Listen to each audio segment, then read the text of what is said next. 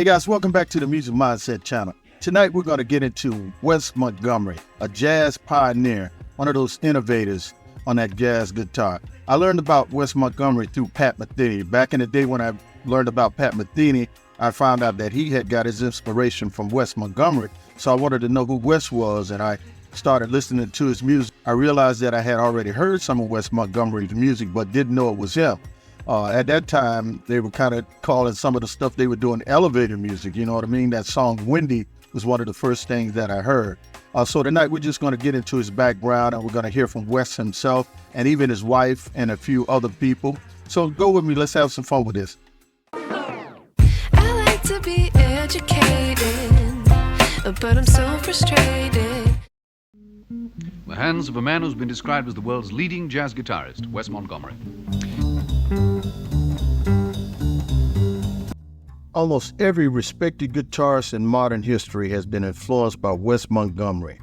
Widely recognized as a revolutionary in jazz guitar, Wes reshaped jazz in the 1950s and 60s with his powerful soloing and distinctive style. Guitar legends like George Benson, Pat Martino, John Scofield, and even Jimi Hendrix were deeply impacted by what Wes brought to the instrument. But Wes wasn't just talented, he was a trailblazer. Born in Indianapolis in 1923, Wes came from a musical family and played locally with his brothers Monk and Buddy in the Montgomery Johnson Quintet. Supporting a young family, he also worked as a welder and a machinist, often practicing guitar late into the night. After I got married to him and I fell in love with the whole family, it was so nice. He took care of us, and when it was time for him to go to work, he went to work, come home and got his guitar. And incredibly, Wes taught himself to play at the age of 19, inspired by Charlie Christian, whose jazz style he admired a lot. But Wes brought something unique, creating his own harmonic and melodic language that set a new standard for future generations. One thing that sets Wes apart was his decision to play with his thumb instead of a pick, something almost unheard of at that time. Like a pick seems to have more of a piercing sound, and it's sharper. Mm-hmm. And when I first started, I started with a pick. Of course, everybody else was starting with a pick. And I used to use I liked it for my amplifier to be on, because I found out that when you practice without an amplifier for like 2 months, and then you use the amplifier, you hear more noise than you do notes. Mm-hmm. So I said, well, I'll break that habit, so I just use the amplifier all the time. But while doing that, I would go into the night practicing. And but I forgot I was disturbing neighbors. Yeah. So that was very shortly brought to my attention. he was busy with his guitar. He had to go to work, come home and dress, and he went. Now, this technique gave his sound a warmer, more mellow tone that people found captivating. For those who first saw him perform, it was jaw-dropping. He was a man playing intricate jazz solos with a technique most players wouldn't even attempt. Industry legends couldn't believe it. Some said it looked like he was gliding over the guitar with ease, creating tones so smooth they seemed impossible to pull off without a pick. Critics described his style as soulful, unique, and even impossible to replicate. His thumb playing combined with a signature octave technique, where he played the same note an octave apart on 2 strings, this gave his sound a rich texture that set him apart in a big way. In 1959, Wes got his big break when saxophonist Cannonball Adderley discovered him in a small Indianapolis club. They told us this guitar player would be playing after hours. He didn't start until 2 o'clock in the morning. And it was a barbecue joint that he was playing in.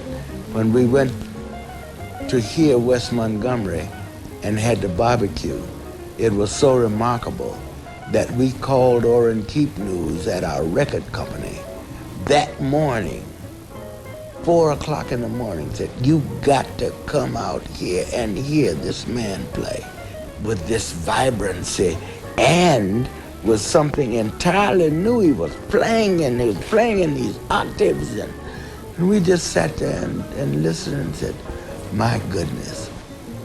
And then to find out that he really didn't know He never learned to read music. Adderley introduced him to Riverside producer Orrin Keep News, who signed him immediately. His debut album, The Wes Montgomery Trio, showed that he wasn't just technically impressive, he had the ability to make the guitar sing with depth and soul. That's not really the original ending, but it's very involved. That's what I do. One of Wes's most famous albums, Smoking at the Half Note with the Wynton Kelly Trio, is often called one of the best live jazz guitar records ever. His solos were both complex and lyrical, with melodies as memorable as the songs themselves. During the 1960s, Wes found mainstream success with albums like A Day in the Life and California Dreamin', featuring his jazz interpretations of popular songs. This period introduced his sound to a much wider audience, though he never lost the core of his jazz roots.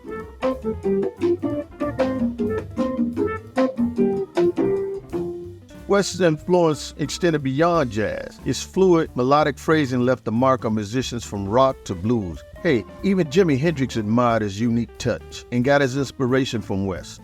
Despite never learning to read music, Wes was one of the best improvisers of all time. Even as his career grew, Wes remained connected to his Indianapolis roots, leading a humble life focused on family. But see, when he was gone and playing music at night and stuff, I was home with my kids. I never did go with him to the music thing. But everybody that knowed him respect him, how he was and how he would act. He always treated everybody the same if they let him. But unfortunately, he tragically passed away from a heart attack in 1968, just after returning from a tour. He was only 45 years old and had been living with an undiagnosed heart disease. Man, Wes Montgomery is celebrated as one of the three founding fathers of electric jazz guitar, alongside Charlie Christian and Django Reinhardt. He recorded 20 albums, earned 6 Grammy nominations, and won 3, including a posthumous Grammy for Going Out of My Head. Today, Wes's legacy still inspires musicians across genres and generations. He's a lasting example of innovation, soul, and dedication in one extraordinary musician. I say if you're new to Wes, check out Smoking at the Half Note or any of his octave solos. His sound reminds us what's possible when innovation and soul come together in one musician.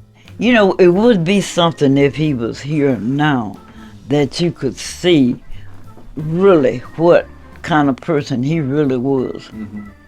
No strangers, he met no strangers. And looked like everybody loved it, Wes. Yeah, man, Wes was an innovator, man.